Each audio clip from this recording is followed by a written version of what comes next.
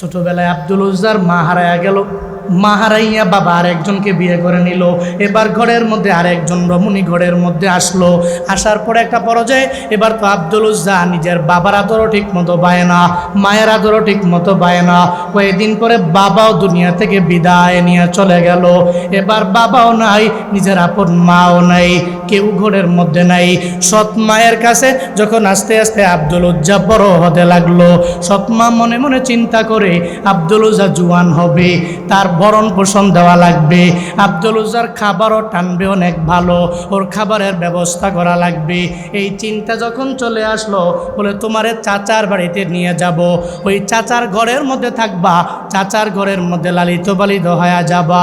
এবার সৎমা আব্দুল উজ্জারে ধইরা যখন চাচার ঘরের মধ্যে নিয়ে যায়, চাচার ঘরে যায় চাচার কাছে হ্যান্ড ওভার করে দিয়া দেয়, বলে আব্দুল উজ্জা চাচা রে, আব্দুল উজ্জার মা দুনিয়ায় নাই, ওর বাবাও দুনিয়ায় নাই, আমি ওর সৎমা হইয়া তোমার কাছে আব্দুল উজ্জারে হ্যান্ড ওভার করে দিয়ে দিলাম। আজকে থেকে দেখাশোনা আব্দুল উজ্জারে তুমি করবা, তোমার পরিবারের যা কাজ করানো লাগবে ওইটা সব আব্দুল উজ্জার মাধ্যমে করাইবা। চাচার ঘরের মধ্যে আব্দুল উজ্জা এক এক করে বড় হতে লাগলো। দিন যায় দিন যায় দিন যায় দিন যায়। ওদিকে রহমাতুল্লিল আলামিন মদিনায় মসজিদে নববীতে ওই যে নবী কালিমার দাওয়াত দেয়, আব্দুল উজ্জার মনের মধ্যে নবীর প্রতি মায়া জেগে গেল। দিন গড়ায় রাত যায়, রাত পেরিয়ে আবার যখন দিন চলে আসে, আস্তে আস্তে ইসলামের মায়াটা অন্তরের মধ্যে চলে আসে। আব্দুল উজ্জা চাচা মিলে একদিন যখন খাবারের প্লেটে বসা, এবার চাচা ডেকে বলে বাতিজারে আজকে এমন কি হয়ে গেল, আমি খাইলাম তুমি কেন খাও না? একবার যখন বলে বাতিজা কোনো আওয়াজ দেয় না, আবার বলে বাতিজারে কি তোমার হয়ে গেল, আমি তোমারে খাইতে বললাম তুমি কেন খাও না? একবার দুইবার তিনবার বলার পরে এবার সঙ্গে সঙ্গে আব্দুল উজ্জা জানায়া দেয়, চাচারে আজকে খাবো না, মদিনায় একজন নবী আছে, ওই নবীর ব্যাপারে আপনি জানেননি, ওই নবীর আখলাকের ব্যাপারে আপনার ধারণা আছে না নাই? চাচা জানায়া দেয় বাতিজারে, ওই মোহাম্মদ নবীর নাম আমি আমার লাইফে অনেকবার শুনলাম, ওই নবীর মতো এত পরিমাণে বিশ্বাসী আর কেউ হতে পারে না। ওই চাচা কি পরিমাণে বিধর্মী হওয়ার পরেও নবীর ব্যাপারে স্লোগান দিয়ে দেয়, বাতিজারে যদিও আমি কালেমা পড়ে মুসলমান হব না, আমি হতেও চাই না, তবে ওই মোহাম্মদ নবীর ব্যাপারে আমি ভালো জানি, ওনার মতো বিশ্বাসী কেউ হতে পারে না। বান্দারে এবার ওই নবীর ব্যাপারে যখন আব্দুল উজ্জা জানায় দেয়, চাচা আমার ওই নবীর প্রেম আমি আমার অন্তরের মধ্যে ঢুকে দিয়েছি, ওই নবী নাকি একটা কালিমার দাওয়াত দেয়, আমি ওই কালিমা পরে মুসলমান হয়ে যেতে চাই। সঙ্গে সঙ্গে চাচার সামনে চাচারে জানায় দেয়, চাচারে আপনি যদি কালিমা পরে মুসলমান হয়ে যেতে পারেন কামিয়াব হয়ে যাবেন, আমি আপনার সামনে এই মুহূর্তে কালিমা পরে নিলাম, ওই নবীর কালিমা, লা ইলাহা ইল্লাল্লাহু মুহাম্মাদুর রাসূলুল্লাহ। আব্দুল উজ্জা কালিমা পরে মুসলমান হয়ে যায়। এবার চাচার মাথা তো গরম হবে, চাচা মনে মনে ভাবে আমি তোরে আমার ঘরের মধ্যে লালন পালন করলাম, কিন্তু তুই এমন হয়ে গেলা, তুই আমার সামনে কালিমা পরে মুসলমান হয়ে গেছো, অথচ আমি এক ধর্মের অনুসারী, তুমি আর এক ধর্মের অনুসারী, তুমি এক ধর্ম মানো আমি আর এক ধর্ম মানি, এখন থেকে তোমার আর আমার পথ এক হতে পারে না, তোমার আর আমার প্রতিদানও এক হতে পারে না। চাচার মাথাটাও বড় গরম হয়ে গেল। আব্দুল উজ্জারে জানায়া দেয়, আব্দুল উজ্জারে এতদিন পর্যন্ত আমি আমার ঘরের মধ্যে তোর লালন পালনের দায়িত্ব ভার আমি নিয়ে নিলাম, আমার যা আছে আমি তোরে অর্ধেক অর্ধেক করে দিয়ে দিলাম, আমার ঘরের মধ্যে তোর পরিপূর্ণ খাবারের ব্যবস্থা আমি করে রাখলাম, আজকে থেকে তুই আমার দলের কেউ হতে পারো না, আমার দলের মধ্যে তোরে আমি ঠাইও দিতে পারি না, আজকে থেকে তুই আমার দলের কেউ না, তোর পরনের যা আছে তুই আমারে দাও, তোর পরনের গেঞ্জিটা আমারে কইলা দিয়া দাও। আব্দুল উজ্জা ইমানের পথে বলিয়ান হইয়া সঙ্গে সঙ্গে পরনের সব কিছু খুলে দিয়ে দিল, শুধু লুঙ্গিটা বাকি রইল। একটা পর্যায়ে যায় আব্দুল উজ্জার চাচা জানায়া দেয়, আব্দুল উজ্জারে তোমার পরনের লুঙ্গিটাও আমি চাচার কিনা, আমি চাচার টাকা দিয়া কিনা, তুমি আমার লুঙ্গি দাও, এরপরে তুমি যেখানে মন চাও ওই জায়গায় চলে যাও। আব্দুল উজ্জা চোখের পানি ফেলে কাঁদি আর আমার মাওলার দরবারে বারবার বলে, রে আল্লাহ, আমি কালিমা পড়ে মুসলমান হয়ে গেলাম, একজন ঈমানওয়ালা তোমার এক বান্দা হয়ে গেলাম, কিন্তু আমার কপাল বড় খারাপ, এই দুনিয়াতে আমার মা নাই, আমার বাবাও নাই, মা বাবা হারাইয়া আমি বড় এতিম হয়ে যাওয়ার কারণে চাচার ঘরের মধ্যে আমি ডে বাই ডে বড় হতে লাগলাম। আমার চাচা আমি ঈমান আনার কারণে আমায় বলতেছে আমায় লুঙ্গিটা দিয়ে দাও, তবে আল্লাহ গো আমি আমার ঈমানকে বিক্রি করতে পারি না, আমি আমার লুঙ্গিটাও দিয়ে দিতে পারি, ঈমানটারে প্রায়োরিটি দিয়ে দেব। নিজের ঈমানের বলে বলিয়ান হইয়া নিজের ধর্মটারে প্রায়োরিটি দিয়া লুঙ্গিটা যখন খুলে দেয় আর চাচার কাছে বলে, চাচা ধরো লুঙ্গিটাও তোমারে দিয়ে দিলাম, আর দুনিয়ায় দেখা হবে না, যদি কালিমা পড়ে মুসলমান হতে পারো রবের জান্নাতে মোলাকাত হয়ে যাবে, আর যদি কালিমা পড়ে মুসলমান না হও তোমার সাথে আর জিন্দেগিতে মোলাকাত হবে না। লুঙ্গিটা দিয়া লজ্জাস্থানটা কোনো রকমভাবে ধরিয়া দৌড়াইয়া সৎ মায়ের ঘরের দরওয়াজার সামনে গিয়া দাঁড়ায়া যায়, আর যাইয়া চোখের পানি ফেলে সৎ মারে বারবার ডাক দেয়, মারে দরওয়াজাটা খুলো, আমি তোমার সন্তান দাঁড়ায়া গেলাম, আমি আব্দুল উজ্জা এই দরওয়াজার সামনে দাঁড়ানো। একবার যখন ডাক দেয় মা শুনে নাই, দুইবার যখন মারে আবার ডাক দেয় শুনে নাই, তিনবার ডাক দিলে মা দরওয়াজাটা খুলে, দরওয়াজাটা খুইলা দেখে আব্দুল উজ্জার চেহারার অবস্থা ভালো না, তার লজ্জাস্থানটা পর্যন্ত দেখা যায়। একটা উলঙ্গ যুবক ছেলে মায়ের সামনে হাজির হয়ে গেল। আব্দুল উজ্জার সৎ মা ডেকে বলে, আব্দুল উজ্জারি তোরে কে এমন করলো আমারে জানাও না, এমন অবস্থা কেন তোর হয়ে গেল? আব্দুল উজ্জা কয়, মা রে এই দুনিয়াতে আমি বাবা হারাইছি, আমার মারও আমি হারায়া ফেলেছি, আমার চাচার ঘরের মধ্যে আপনি আমারে দিয়ে আসলেন, ওই চাচার সামনে আমি যখন কালিমা পড়ে মুসলমান হয়ে গেলাম, আমার চাচা আমার পরনের লুঙ্গিটা পর্যন্ত খুলে নিয়ে চলে গেল, আমি অসহায় হইয়া আমি আপনার দরওয়াজার সামনে দাঁড়াইলাম, আমারে কিছু থাকলে দাও, আমি এটা নিয়ে আমার মদিনায় নবীর দরবারে চলে যাব, এই এলাকায় আর থাকবো না, আর তোমাদের চোখের সামনে আমি আর ধরা পড়ব না, আর তোমাদের চোখের সামনে আমার চেহারাও তোমরা দেখবা না। সঙ্গে সঙ্গে আব্দুল উজ্জার মা ঘরের ভিতর থেকে একটা কম্বল বের করে দিলেন আর তাকে দিয়ে দিলেন, ধরো এই কম্বলটা নিয়া তুমি যেখানে মন চায় ওই জায়গায় চলে যাও। কম্বলটাকে ছিঁড়লেন, পুরা বদনটাকে সুন্দরভাবে ডাকিয়া মারে বলল, মা রে বিদায় দাও, দুনিয়াতে মনে হয় আর দেখা হবে না, আমি আমার নবীর দরবারে চলে যাব, আমার নবীর দিকে আমি অগ্রগামী হয়ে যাব। আব্দুল উজ্জা নবীর প্রেম লইয়া ইমানের প্রেমে বলিয়ান হইয়া ওই কম্বল দিয়া কোনো রকমভাবে ফরজের বদনটাকে সুন্দর করে ডাকলেন, সরতর ডেকে নবীর দরবারে যাওয়ার জন্য রওয়ানা। আউলাকে সে পাগল বেশে দৌড়ায়, আমার নবীর সাথে আমার মুলাকাত করা লাগবে। রহমাতুল লিল আলামিন ইতিমধ্যে সাহাবায়ে কেরাম নিয়ে মসজিদে নববীতে আউলাকে সে পাগল বেশে আব্দুল উজ্জা যখন যায় দরওয়াজা দিয়া উকি মারে, নবী তাকায়া দেখে রে একটা যুবক দেখা যায়, সে বারবার উকি মারে। নবী ডেকে বলে, সাহাবীরা রে একটু খবর দাও না, একজন যায় ওই যুবকের আমার দরবারে নিয়ে আসো না, এই যুবকের কি এমন হয়ে গেল, এই যুবকটা কেন আউলাকে সে পাগল বেশে দৌড়াইয়া আমি নবীর দরবারে আসলো, কি তার পরিচয় আমার জানা লাগবে। রহমাতুল লিল আলামিন সাহাবীরে বাড়ায়া দেয়, সাহাবী যাইয়া আব্দুল উজ্জারে ধইরা যখন নবীর সামনে দাঁড় করায়া দেয়, নবী আমার ডেকে বলে, ও আব্দুল উজ্জা কি তোমার পরিচয়, তুমি কোত্থেকে আসলা, কি জন্য আমি নবীর দরবারে আসলা, এই ব্যাপারে তুমি আমারে জানায়া দাও। আব্দুল উজ্জা সঙ্গে সঙ্গে নবীকে জানায়া দেয়, নবী গো আমি আপনার চেহারা মুবারক দেখিয়া বড় শান্তি পাইলাম গো নবী, তবে নবী গো আমি একজন এতিম মানুষ, আমার মা নাই, আমার বাবা দুনিয়ার মাঝে বেঁচে নাই, আমি বড় অসহায় মানুষ, তবে কালেমা পড়ে মুসলমান হওয়ার কারণে আমার চাচা আমার যা দিয়েছিল সব আমার দরবার থেকে চিনে উঠায় নিয়ে চলে গেল। আমি নিজের উলঙ্গ শরীর নিয়ে আমার সৎ মায়ের দরবারে আমি চলে গেলাম। ওখানে যাওয়ার পরে আমি এরপরে আমার সৎ মা যখন আমার একটা কম্বল দিয়া দেয়, আমি কোনো রকম সতর ডেকে আপনার দরওয়াজায় হাজির হয়ে গেলাম। নবী আব্দুল উজ্জার কথা শুনে চোখের পানি ফালায়া মদিনাওয়ালা নবী কান্না করে, কারণ নবীও তো এতিম, নবীও তো দুনিয়াতে আসার পরে নিজের বাবারে দেখে নাই। 6 বছর বয়সে নিজের মাটাকেও নবী হারায়া ফেললো। 8 বছর বয়সে যেই নবীর দাদা হারাইয়া এতিম, ওই মক্কাতে নবীর কেউ ছিল না। নবী এমন কোনো এতিম নাই যেই এতিমটা নবীর পাশ দিয়া গমন করছে, ওই এতিমের মাথার মধ্যে নবী আমার হাত বুলায় নাই রে বাবা। কারণ নবী আমার এমন পরিমাণে এতিম ছিল, নবীর মতো এতিম কেউ নাই। দুনিয়াতে আসার পরে বাবারও পায় নাই, বাবাকে ডাকও দিতে পারে নাই, নিজের বাবার চেহারাটা কেমন এটাও নবী দেখতে পারে নাই।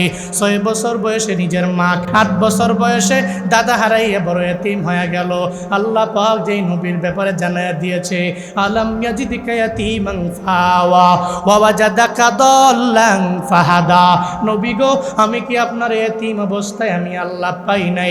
এরপরে কি আমি আল্লাহ আপনার পথ দেখাই নাই? এরপরে কি আমি আল্লাহ আপনার এত পরিমাণে আমি আল্লাহ দামি বানাই নাই? ওই নবীকে আমার মাওলা এতিম থেকে ধইরা নিয়ে কত দামি বানাইছে জানো? সব রসুলদের ইমাম আল্লাহ পাক আমার মদিনাওয়ালা নবীরে বানায়া দিয়েছে রে বাবারে, রহমাতুল লিল আলামিন। নিজেও তো একজন এতিম হওয়ার কারণে এতিমের দরদটা নবী বুঝতে পারল। আব্দুল উজ্জারে জানায়া দেয়, আব্দুল উজ্জারে চিন্তা করার কোনো দরকার নাই, আমি তো এতিমের সেবা করি, এতিমের শুশ্রূষা করি। আজকে থেকে তোমার এতদিন পর্যন্ত আব্দুল উজ্জা নাম হয়েছে, আজকে থেকে তুমি উজ্জার কোনো গোলাম হতে পারো না। এতদিন পর্যন্ত উজ্জার পূজা করার কারণে উজ্জার গোলাম হইলা, কিন্তু আজকে থেকে আল্লাহর কাছে 2টা নাম হয়ে যায় বড় প্রিয়, একটা আব্দুল্লাহ আর একটা হলো আব্দুর রহমান। ওই 2টা নামের মাঝে একটা প্রিয় নাম আব্দুল্লাহ। আজকে থেকে তোমার নাম আমি নবী দিয়া দিলাম আব্দুল্লাহ জুলবাদাই। রহমাতুল লিল আলামিন 40 বছর বয়স পর্যন্ত ওই মক্কার জমিনের মানুষের কাছে নবীর মতো ভালো কেউ নাই, ওই নবীর মতো আল্লাহওয়ালা কেউ হতে পারে না, ওই নবীর মতো আল্লামিন কেউ হতে পারে না, ওই নবীর মতো সত্যবাদী কেউ এই দুনিয়াতে হতে পারে না, ওই নবীর মতো ভালো আর কেউ হতে পারে না। 40 বছর পর্যন্ত আবু জাহাল নবীর ব্যাপারে স্লোগান দিয়া দিল মোহাম্মদ ভালো। 40 বছর পর্যন্ত উতবা বা মুগিরার দলেরা সবাই এক এক করে বলে দিল নবীর মতো ভালো হতে পারে না। যেদিন থেকে নবী কালিমার দাওয়াত দেয়, ও আবু জাহাল, তোমরা যে মূর্তি পূজা করো ওই মূর্তি পূজা ভালো না, এক আল্লাহর ইবাদতে মগ্ন হয়ে যাও। ও উতবা সাহেবা মুগিরা, তোমরা যেই মূর্তি পূজা করো এটা ভালো না, তোমরা এক আল্লাহর গুণকীর্তন করো। ওই দিন থেকেই এতদিন পর্যন্ত যার লকব তারা নিজেরাই দিয়ে দিল সত্যবাদী। ওই দিন থেকে এদের কপাল এত পরিমাণে পুড়ে গেল, হকের কথা মেনে নিতে পারে নাই। আমার মদিনাওয়ালা নবী এত সম্মানী হওয়ার পরেও ওই নবীর ওপরেও পাথরের আঘাত মেরেছে কি মারে না? মারছেনি? এতদিন পর্যন্ত আমার নবীর মতো ভালো কেউ নাই। 40 বছর ওই নবীর গুনগানেরা গায়, এরপরে আবার 40 বছর পরে নবী দাওয়াত দেওয়ার পরে আর গুনগান গায় না। কেমন জানি হয়ে গেল। হকের কথা যখন নবী নিজের জবান দিয়া বের করে দিল, পাহাড়ের পাদদেশে যাইয়া, ও আমার এলাকার লোকেরা, আল্লাহ পাক জানাইছে ওয়ানজির আশিরাতাকাল আকরাবিন। নবী গো 3 বছর তো গোপনে গোপনে গোপনে গোপনে দাওয়াত দিলেন, আর গোপনে দাওয়াত দেওয়া যাবে না, এবার প্রকাশ্যে কালিমার দাওয়াত দেওয়া লাগবে। নবী ফারানের পাদদেশে সবাইকে ডাকলেন, ও আমার পরিবারের লোকেরা, ও আমার কুরাইশ বংশের লোকেরা, ও কুরাইশ বংশের বড় বড় লিডারেরা, তোরা আয় আয়। ফারানের পাদদেশের মধ্যে নবী ডাকলেন আর এদেরকে ডাইকা বললেন, তোমরা আমারে কেমন জানো? বলে, মুহাম্মদ তোমার মতো সত্যবাদী হতে পারে না, তোমার মতো এত বড় সদিক কেউ হতে পারে না, তোমার মতো বিশ্বাসী কেউ হতে পারে না। একটা দুশ্মন যদি তোমার ব্যাপারে কোনো বদনাম করে আমরা বিশ্বাস করতে রাজি হব না। মদিনাওয়ালা নবী ডেকে বলে, এখন যদি আমি বলিও নেতারা, ওই পাহাড়ের উপরে একটা দল আছে, একটা সিংহ আছে, তোমাদেরকে খাওয়ার জন্য তারা আসছে, বিশ্বাস করো বাণী? বলে, হ্যাঁ হ্যাঁ পরিপূর্ণ বিশ্বাস করে মেনে নিব। বলে, মোহাম্মদ তো তার জিন্দিগিতে মিথ্যা কথা নাই, তার জিন্দিগিতে সত্য কথাই বারবার বারবার বলল, পুরা জিন্দিগিতে এমন একটা মিথ্যা মোহাম্মদ বলেন নাই। এটা বলার পরে নবী আমার ডেকে বলে, তাহলে শুনে যাও তোমরা, এই দুনিয়া শেষ হয়ে যাবে না, আখিরাতের লাইনে ওঠা লাগবে। মরণের পরে তোমাদের একটা জিন্দিগি হবে, ওই জিন্দিগিতে আল্লাহর দরবারে তোমাদের জবাবদিহি করা লাগবে। প্রত্যেকের কৃতকর্মের ব্যাপারে এক এক করে আল্লাহর দরবারে তোমাদের হিসাব দেওয়া লাগবে। নবীজি যখন দাওয়াত দিতে লাগলেন, ইয়া আইয়ুহান নাস কুলু লা ইলাহা ইল্লাল্লাহ, হে মানব জাতি, তোমরা বড় আল্লাহ ছাড়া কোনো মাবুদ আছে?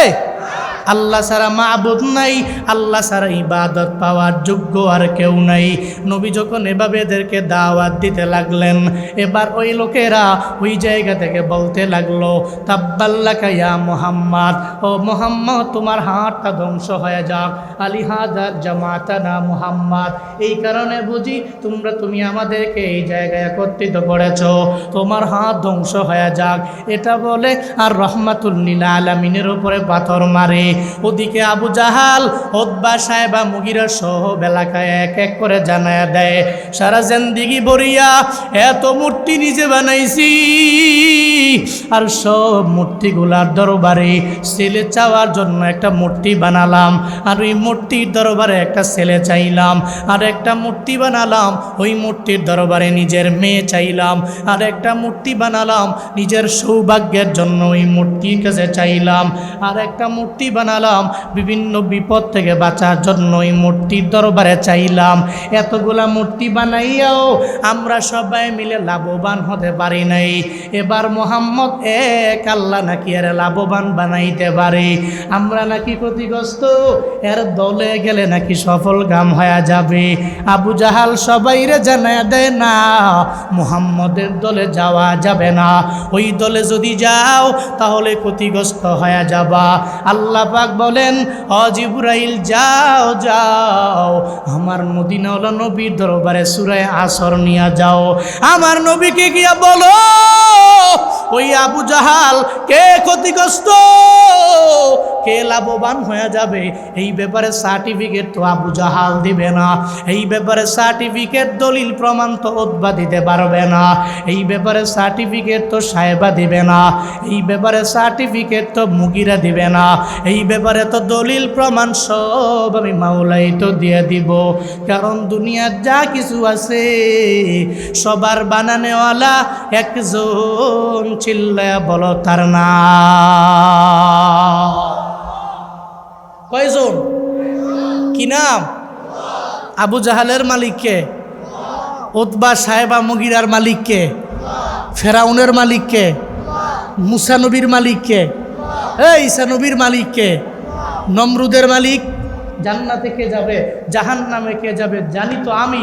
জান্নাত তো আমার কারো বাপের না, জাহান্নাম তো আমার কারো বাপের না। মাঝে মাঝে আবার দেখবেন কিছু কিছু লোক জান্নাতের সার্টিফিকেট লয়ে লয়ে ঘুরে, আছে না নাই? মনে হয় জান্নাতের বাপের। এই হুজুর আপনি জান্নাতি লোক, ও নেতা আপনি জান্নাতি মানুষ।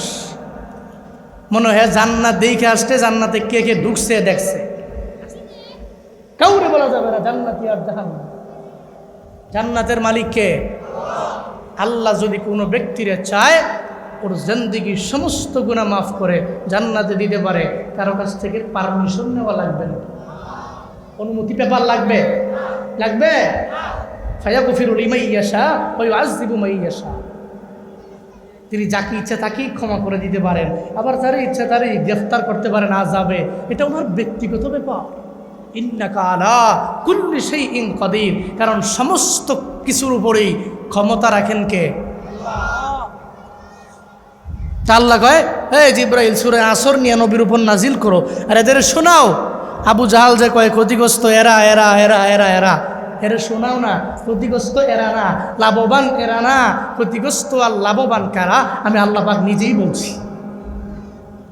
সুবহানাল্লাহ পড়ে না? কে বলছে? এজন্য আমরা কি লাভবান হব না ক্ষতিগ্রস্ত হব? পৃথিবীতে লাভবান হতে চায় না এমন কোনো ব্যক্তি পাওয়া যাবে? একজনের ব্যবসা দিছে, এ যদি কয় যে আমার লাভ করা লাগবে না, ক্ষতি হোক, এটা কেউ বলবে? যত বড় দোকানদারি হোক, হ্যাঁ মাঝে মাঝে চাপার জোরে বলে। দেখবেন ওই কাপড়ের দোকানে যে ঈদ গেল না, এই ঈদের মার্কেটে গেছেন না বাজারে, ওরে বাপরে বাপ, মাঝে মাঝে কিছু দোকানদারের চাপাবাজি শুনলে আপনি মাল না নিয়ে যাবেন কই? হ্যাঁ বলবে যে আমার কিনা কত জানো, আমার কিনা হইলো 500, তোমার কাছে দিয়ে দিছি 400। হ্যাঁ বলে 100 টাকা লস করে মাল দিয়ে দিস। না হুসুবিল্লাহ পড়বেন না। সমানে মিথ্যা কথা বলে, সমানে বলে। পৃথিবীতে লাভবান হতে চায় না এমন ব্যক্তি খুঁজে পাওয়া দুষ্কর। সব লাভ চায়। আমি বক্তা, লাভ দরকার, কমিটি লাভ প্রয়োজন, মসজিদ কমিটি লাভের পিছনে, পৃথিবীর সমস্ত মানুষ লাভের পিছনে। তবে লাভের পিছনে দৌড়াবেন, দুনিয়াতেও দৌড়াবেন, অসুবিধা নাই, তবে আখিরাতকে ভুলে নয়। রব্বানা আতিনা ফিদ দুনিয়া হাসানা ওয়া ফিল আখিরাতি হাসানা ওয়া কিনা আযাব। আপনি আল্লাহ চাইতে হলে কেমনে চাইবেন? আল্লাহ দুনিয়াতে আগে কল্যাণ দেও, এরপরে আখিরাতে কল্যাণ দিও, এরপরে জাহান্নামের আযাব থেকে তুমি মুক্ত করিও। মানে আল্লাহকে এতটুকু জানাইলাম, আল্লাহ শুধুমাত্র দুনিয়া চাই, এখানেই আমি স্টপ করি নাই, বরং তোমার আখিরাত কিন্তু আমি ভুলি নাই। তুমি মনে করছো আমার দুনিয়া দিলে আমি ভুলে যাব না? দুনিয়া দিয়েছো তো কি হয়েছে?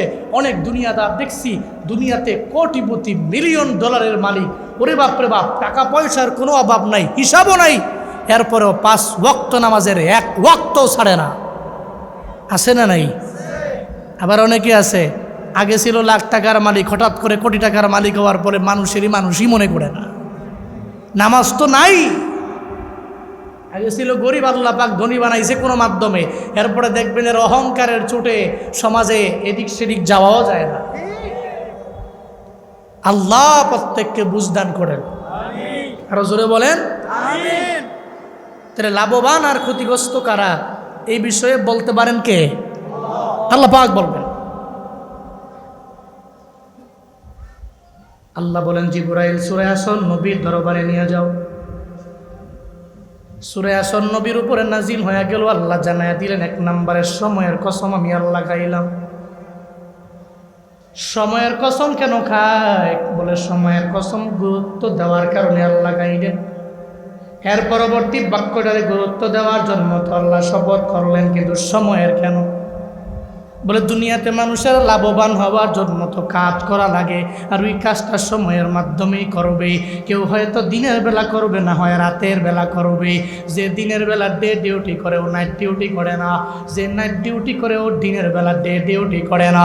দুনিয়াতে মানুষেরা কেউ যদি দিনের বেলা করে আবার রাতের বেলাও করে, এমনটা হয় না। দিনে করলে রাতে করে না, রাতে করলে আবার দিনের বেলায় করে না। এভাবে বিভিন্ন সময়ের মধ্যেই তো বান্দা কাজটা করবে।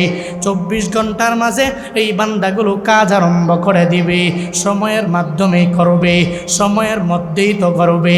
আর এই যে সময়টা বিভিন্ন লাইনে ঘুরে বেড়ায়, দিনের পরে রাতও চলে আসে, রাতের পরে আবার দিন। এই পরিবর্তন দুনিয়ার কোনো প্রধানমন্ত্রী করতে পারে না, দুনিয়ার কোনো টাকাওয়ালা করতে পারে না। এই সময়ের পরিবর্তন করেন একজন, চিল্লায়া বলো তার নাম। সময়ের পরিবর্তন আল্লাহ করেন।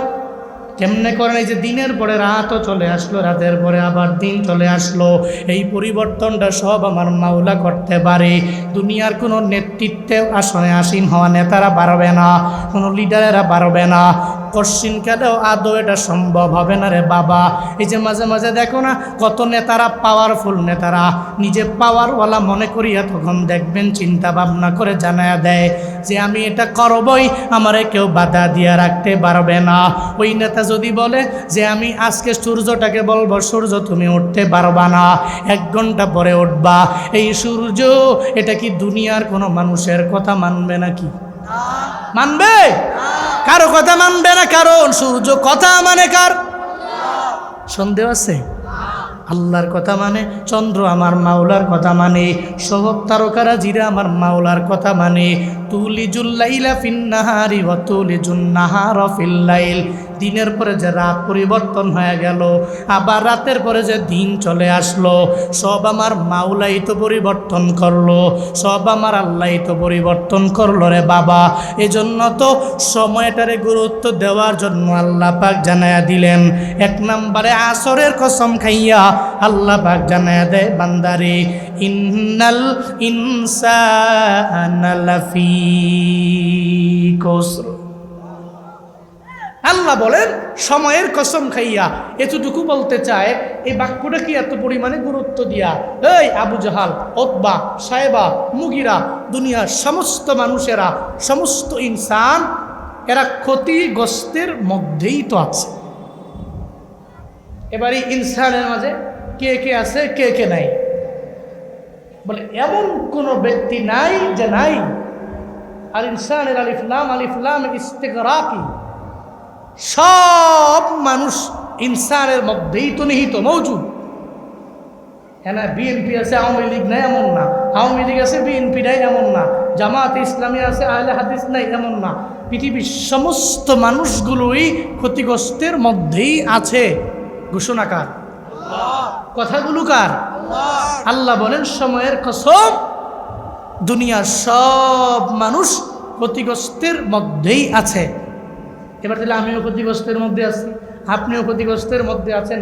এবার শুনেন, ইল্লা হরফে ইস্তিসনা, এতক্ষণ পর্যন্ত যা ছিল নেগেটিভ, ইল্লা এসে বাকি অংশ পজিটিভ বানায় দিছে।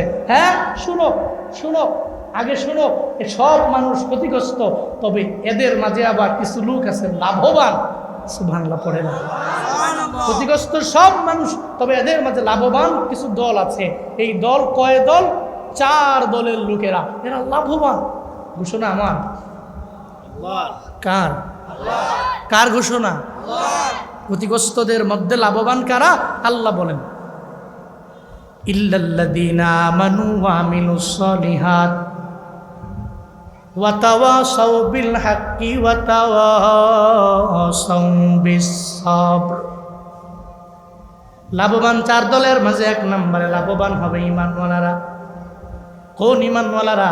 যারা আল্লাহরে দেখে নাই, না দেখিয়ে আল্লাহরে বিশ্বাস স্থাপন করে, যারা কোনো মূর্তি পূজা করে না, এক আল্লাহর গুণকীর্তন যারা করে, এরা হলো লাভবান। আল্লাহরে না দেখিয়াও পরিপূর্ণ মেনে নিল।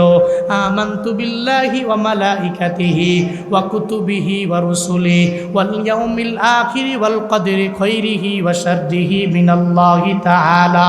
এরা মেনে নিল, এক আল্লাহকে পরিপূর্ণ মেনে নিলাম, কিন্তু পুরা জিন্দেগিতে একবারও দেখি নাই, আল্লাহকে দেখি নাই, এরপরেও না দেখিয়া পরিপূর্ণ ঈমান এনে নিলাম, বিশ্বাস করে নিলাম আমার আল্লাহ আছে না নাই? আসেনি?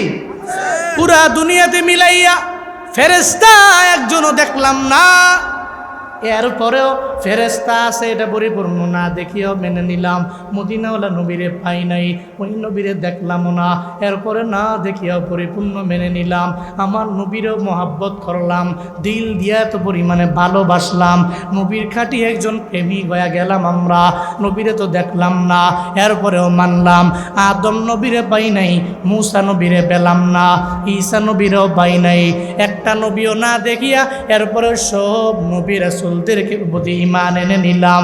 আসমানি কিতাব কোরআন ছাড়া অন্যান্য সহিফাগুলো দেখলাম না, বড় বড় কিতাবগুলো দেখলাম না, তাওরাত জাবুর ইনজিল, এরপরে এগুলা না দেখার পরে এদের প্রতি ঈমান আনলাম।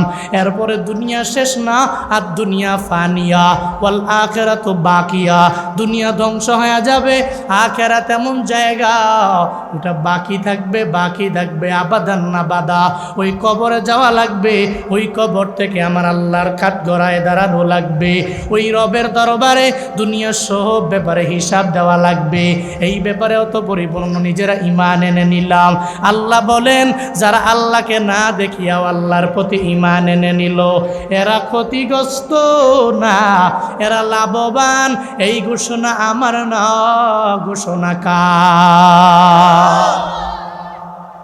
আল্লাহ পাক বলেন, আল্লাহকে না দেখিয়া যারা রবের প্রতি ঈমান আনলো এরা লাভবান। আল্লাহকে না দেখিয়া ঈমান আনার পর্যায়টা কেমন হয়ে যাবে জানো নি রে বাবা? টাকা দিয়া নিজের ঈমানটারে বিক্রিও করা যাবে না, কিন্তু মাঝে মাঝে টাকা দিয়া কাদিয়ানি সম্প্রদায়েরা তো আমাদের ঈমানটারে কেইরা নিয়ে যায়, আছে না নাই? টাকার কাছে বিক্রি হয়ে যায়। কই তুমি শেষ নবী কারে মনে করো? কই শেষ নবী হযরত মুহাম্মদ সাল্লাল্লাহু আলাইহি ওয়াসাল্লাম। আর বাদ দাও বেটা, মির্জা গোলাম আহমদ কাদিয়ানি, এ তো শেষ নবী, ভালো নবী ছিল, তুমি এর প্রতি পরিপূর্ণ বিশ্বাস স্থাপন করো আর তোমার নবীরে শেষ নবী মাইরো না। দেখবেন এরপরে ফুসলা ফাসলা, যাও তুমি কও কি, পুরো জিন্দেগি ভর শুই না আসলাম আমার নবী শেষ নবী, এই নবীর পরে নবী নাই। কত হাদিস শুনলাম, কত খতমে নবুয়তের কনফারেন্স আমি আমার নিজের চোখে দেখলাম, তুমি এটা কও কি? আরে তুমি জানো না, এটাই আসল কথা, এটাই সঠিক কথা। আচ্ছা ভাই, এরপরে আমি মানতে রাজি না, আমি আমার শেষ নবীকে মানতে রাজি, আমি তোমার ঘরে যাইতে রাজি না। আচ্ছা দাঁড়াও, টাকার পুটলি তোমার ধরায়া দিব, ব্যাংকে টাকা লাগবে, তোমার অ্যাকাউন্টে অটোমেটিক টাকা ঢুকবে। ওই লোভে পড়িয়াও কিছু মানুষ কাদিয়ানি হইছে কি হয় নাই? এই পঞ্চগড়ে হইছে কি হয় নাই? হয় নাই? হইছে। খ্রিস্টান মিশনারি যারা আছে কাজ করে, গোপনে গোপনে গোপনে গোপনে কাজ করে, টাকার মাধ্যমে তুমি খ্রিস্টান হয়ে যাও। খ্রিস্টানরা তো অসুবিধার কেউ নেই, আহলে কিতাব। আমাকে বাংলাদেশের বড় বড় নেতৃস্থানীয় লোকেরাই যদি বলতে পারে খ্রিস্টান অসুবিধা কি, আহলে কিতাব, তো এই গ্রামীণ লোকেরা কি বলবে? এরা তো আহলে কিতাব, ঠিক আছে তুমি আহলে কিতাব, তো টাকাও পাবো, আবার আহলে কিতাবদের একজন সঙ্গীও হব। নাউজুবিল্লাহ পড়বেন না? টাকার কাছে ঈমান বিক্রি। আর কি বলবো জানেন, আমার এলাকায় ওরে বাপ রে বাপ, ধনির পোলা অন্যায় করছে, বড় অপরাধ করছে, এর কোনো বিচারই নাই, এক আনাও বিচার হয় নাই। গরিবের সন্তান কোনো রকম চলে, মানে অপরাধটা অনেক পরিমাণে বড় এমন না, ছোট্ট একটা অপরাধ। দেখলাম যে 16 আনায় কোরায় বসাইয়া এরপরে বিচার করে টাকার কাছে বিক্রি হয়ে ধনির পোলা ব্যাকগ্রাউন্ডে গিয়ে পেছনে পকেটে ঢুকাইয়া দিছে। চেয়ারম্যান সাহেব, মাতবর সাহেব, সুস্থ থাকেন, ভালো থাকেন, আরামে থাকেন, এটাই কামনা করি। পেছন দিয়া পকেটটা চেক করে দেখেন 5,000 টাকার একটা বান্ডিল মোটামুটি সুন্দর করে মুখ করে ঢুকাইয়া দিছি। এরপরে বিচারে গিয়া ওরে বাপ রে বাপ, চেয়ারম্যান দি পুরাই পোল্টি, মাতবর দি পুরাই পোল্টি মারলো। ধনির পোলার বেলায় 1 আনাও বিচার করে না, গরিবের পোলার বেলায় 16 আনা বিচার করে, টাকার কাছে নিজের কোরআনকে বিক্রি করে। আছে না নাই? এটা ঈমান। আমিনু কামা আমানান নাস, ঈমান আনো ওই ব্যক্তিদের মতো ঈমান যারা আল্লাহকে না দেখে এত পরিমাণে ঈমান এনে নিল, যারা আল্লাহকে না দেখার পরেও আল্লাহর প্রতি ঈমান এনে নিজের জিন্দেগি সব এরা বিলীন করে দিয়ে দিল। যারা আল্লাহকে দেখলো না, এরপরেও নবীরে না দেখিয়া এরা নিজের লুঙ্গিটা পর্যন্ত দিয়ে দিল, নিজের পায়জামা পর্যন্ত দিয়ে দিল, নিজের পরনের গেঞ্জিটা পর্যন্ত বাবা দিয়ে দিল। এরপরেও নিজেরা ঈমানের উপরে ইস্তেকামত থাকলো। আল্লাহ কয় এই ঈমানওয়ালারা তো লাভবান হয়ে যাবে, এরা ক্ষতিগ্রস্ত হবে না। আর এদের লাভ যদিও দুনিয়া বিলাইনে হবে না, আখিরাতের লাইনে কি পরিমাণ লাভবান এরা হবে জানুনি?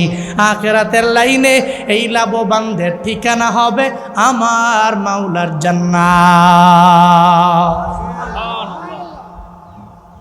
আখিরাতের লাইনে এদের ঠিকানা হয়ে যাবে জান্নাতের, আবার লাভবান হয়ে যাবে। আল্লাহর ঘোষণা, আল্লাহ পাক জানায়া দিলেন 1 নম্বরে ঈমানওয়ালারা লাভবান। এবার ঈমানটা কেমন করে আনবো? বলে আমিনু কামা আমানান নাস। ওই ব্যক্তিদের মতো ঈমান আনো যারা ঈমান আনতে যায় নিজের জিন্দেগীর সর্বস্ব বিলায়া দিল, এদের মতো ঈমান আনা লাগবে। যেমন আব্দুল উজ্জার ঘটনা, এমন কোনো বান্দা নাই, প্রায় বান্দারাই তো ওই সাহাবীর ঘটনা জানে, যার ইসলাম ধর্ম গ্রহণের পরে নবীজি তার নামটা দিয়ে দিলেন আব্দুল্লাহ। ইসলাম ধর্ম গ্রহণের পূর্বে ওর নাম হলো আব্দুল উজ্জা। আব্দুল উজ্জা ইসলাম ধর্ম গ্রহণ করার পরে নিজের জিন্দেগী সব কিছু নিজের চাচা কেড়ে নিয়ে চলে গেল। এরপরেও ঈমানের লাইন থেকে দূরে যায় নাই, এরপরও ঈমানের পথ থেকে বিন্দুমাত্র পরিমাণ দূরে সরে যায় নাই রে বাবা। আব্দুল উজ্জার ছোটবেলা মা দুনিয়া থেকে বিদায় নিয়ে চলে গেল। দেখবেন পরিবারে যদি মা দুনিয়া থেকে বিদায় নিয়ে চলে যায়, মা চলে যাওয়ার পরে এরপরে আর ভালো লাগে না, মনে হয় পাগল পাগল পাগল পাগল লাগে। আবার আমগো এলাকায় বলে যাদের পরিবারের থেকে মা চলে যায় এদের বাবা তালুই হয়ে যায়, বাবা সন্তানের প্রতি কোনো সুন্দর করে খবর নেয় না। এই কথা বলে কি বলে না? বলেনি? এই কথা আমাদের এলাকায় বলে।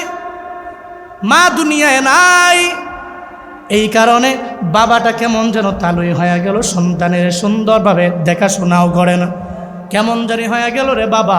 একটা পর্যায়ে যাইয়া আব্দুল উজ্জা যখন মা দুনিয়া থেকে বিদায় নিয়ে চলে গেল, শুধুমাত্র বাবা দুনিয়ার মধ্যে বেঁচে আছে। আব্দুল উজ্জার বাবা যখন আরেকটা মহিলা যখন বিয়ে করে নিয়ে আসলো, এবার ঘরের মধ্যে ওই মহিলাকে আনার পরে ঘরের মধ্যে আপন মা নাই, সৎমা যখন ঘরের মধ্যে আসলো, সৎমা আসার পরে মনে রাখবেন রে বাবারা, মনে রাখবেন রে সন্তানেরা, কশ্চিনকালেও আপন মা সৎমা এক হতে পারে না। কি বাবারে, আমার দাদা মুসলমান ছিল, আমার বাবা মুসলমান, এদের ঘরে জন্ম নেওয়ার কারণে আমিও মুসলমান হয়ে গেলাম, এজন্য বিন্দুমাত্র পরিমাণ কোনো দরদ নাই। এজন্য তো ফজরে তুমি যাও নাই, তুমি জোহরেও মসজিদে গেলা না, এরপরেও আসরে তুমি গেলা না, এরপরেও তুমি মাগরিবে গেলা না, এরপরেও তুমি এশায় গেলা না। রমজানের দিনের বেলায় একটা হিন্দুও খায়, তুমিও দিনের বেলায় খাইলা। একটা হিন্দুও নামাজে যায় না, তুমিও তো ফজরে গেলা না, জোহরে গেলা না, আসরে গেলা না, মাগরিবে গেলা না, এশায় গেলা না রে বাবা। আজকে থেকে নিয়ত করে নাও, আমি এতদিন পর্যন্ত ক্ষতিগ্রস্ত ছিলাম, আর ক্ষতি হতে চাই না, আমি লাভবান হয়ে যাব। তবে লাভবান হওয়ার জন্য 1 নম্বরে ঈমান লাগবে। নিজের ঈমানকে মজবুত করে নাও, আহলে হক উলামায়ে কেরামদের তত্ত্বাবধানে থাইকা ঈমানটারে মজবুত করে এরপরে নামাজ 5 ওয়াক্ত পড়বা, রমজানের রোজা রাখবা, নেক আমলের লাইনে অগ্রগামী হয়ে যাবা। আল্লাহ পাক বলেন, ও আবু জাহাল, ঈমান না আনার কারণে তুই ক্ষতিগ্রস্ত, কিন্তু আমার বেলাল বড় দামি হয়ে গেছে, বেলাল কালো হয়েছে, এরপরে এত পরিমাণে দামি। বেলাল কালো হতে পারে কারণ বেলালের ঈমান আছে, তো বেলাল লাভবান হয়ে গেছে। তুমি সুন্দর হতে পারো, ঈমান না আনার কারণে তুমি দামি হতে পারো নাই। তোমার সব গুণ থাকতে পারে, ঈমানের গুণটা তোমার ভিতরে নাই, তো তুমি দামি হতে পারো নাই। আবার তুমি ঈমানওয়ালা হইলা, ঈমানের পরে আমলের লাইনে অগ্রগামী হতে পারো নাই, তুমি লাভবান হতে পারলা না রে বাবা। আজকে থেকে নিয়ত করে নাও, আজকে থেকে পরিপূর্ণ ঈমানটাকে মজবুত করে নিব। লাভবান হওয়ার জন্য 1 নম্বরে লাগবে ঈমান, ইল্লাল্লাযীনা আমানু। 2 নম্বরে লাগবে ওয়া আমিলুস সলিহাত। ঈমানের পরে নেক আমলের লাইনে অগ্রগামী হয়ে যাব। আমলে সালেহ করার পরে এরপরে ওয়া তাওয়াসাউ বিল হক, নিজে হকের উপরে থাকবো, হকের ব্যাপারে আরেকজনকে উপদেশ দিব, একে অপরে হকের ব্যাপারে পরিপূর্ণ সাউন্ড দিয়ে দিব। আরেকজনে বাতিল তার পক্ষাবলম্বনে যাব না। যে হকের কথা বলে আল্লাহ বিবেক নামক একটা আকল আদালত তোমারে দিয়ে দিল রে বাবা। কোন ব্যক্তিটা ভালো বলে হকের লাইনে আছে, তুমি তোমার বিবেক দিয়ে বিবেচনা করতে পারো। আমি তোমারে বারবার বুঝায়া বলতে পারবো না, কারণ সকালবেলার খাবার তুমি খাও, কাউরে জিজ্ঞাসাও করা লাগে নাই, দুপুরেও খাও জিজ্ঞাসা করা লাগে নাই, রাতেও খাও এরপরেও জিজ্ঞাসা করা লাগে নাই। এজন্য হকের ব্যাপারে একজনে আরেকজনের উপদেশ দিয়া দিবা। 4 নম্বরে লাভবান হওয়ার জন্য সবরের ব্যাপারে একজনে আরেকজনকে উপদেশ দিয়া দিবা। নিজেও ধৈর্য ধারণকারীদের মধ্যে নিজের অন্তর্ভুক্ত বানাইবা। এই 4টা গুণে নিজের পরিপূর্ণ গুণান্বিত বানাইতে চাও কারা কারা? 2টা হাত তুলে আমার মাওলারে দেখায়া দাও। ও দয়ার মালিক, এই দিনের বেলা রংপুরের জমিনে তাকায়া দেখেন আল্লাহ, এই মানুষগুলো দুইটা হাত বাড়ায়া দিল রে আল্লাহ। এই পরিমাণ তাপের ভিতরে, গরমের ভিতরে এরা বসে বসে বয়ান শুনছে, আবার এরপরেও এরা অনেকক্ষণ যাবৎ ধরে বসে বয়ান শুনবে। আয় আল্লাহ, প্রত্যেককে আপনি পরিপূর্ণ লাভবান বানায়া দেন, আমাদের ইমানটাকে আপনি পরিপূর্ণ মজবুত করে দেন রে আল্লাহ। আমাদেরকে নেক আমলের লাইনে অগ্রগামী বানায়া দেন, হকের ব্যাপারে একজন আর একজনকে উপদেশ দেওয়ার মতো তৌফিক দান করেন আল্লাহ। আয় আল্লাহ, সবর নিজে ধৈর্য ধারণ করার মতো তৌফিক দান করেন, আর একজন ভাইকে সবর ধৈর্য ধারণ করার ব্যাপারে উপদেশ দেওয়ার মতো তৌফিক দান করেন। পড়েন আমিন, জোরে পড়েন আমিন, আরো জোরে আমিন।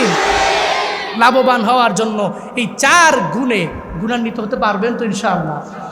যদি হতে পারেন তো আপনি লাভবান। ঘোষণা জুনায়েদ আল হাবিবের না কার? ঘোষণাটা কার? আল্লাহর যদি ঘোষণা হয় লাভবান এই 4 গুণে গুণান্বিত, আজকে থেকে নিয়ত করতে পারি না যে আমি আমার ইমানটাকে মজবুত করব হকের পক্ষ থেকে। এরপরে যেই যে আমলগুলো হাদিস সম্বলিত কোরআন থেকে সুন্দর করে শিখে হক্কানি উলামায়ে কেরামের নিসবতে যে এরপরে আমল করব।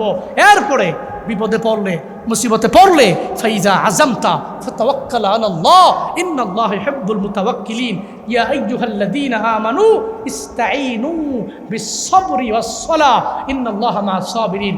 সবর, নিজে ধৈর্য ধারণ করব, আর একজন ভাইকে উপদেশ দিব।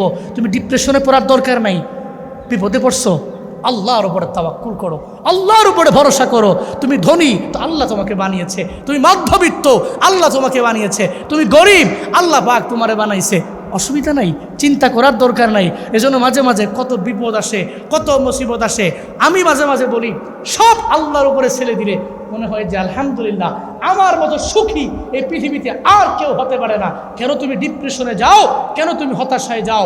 সবর, আল্লাহর উপর ধৈর্য ধারণ করে তাওয়াক্কুল করো, তাহলে দেখবা তোমার জীবনটা সুখময়, তোমার আর কোনো জীবনে দুঃখ থাকবে না।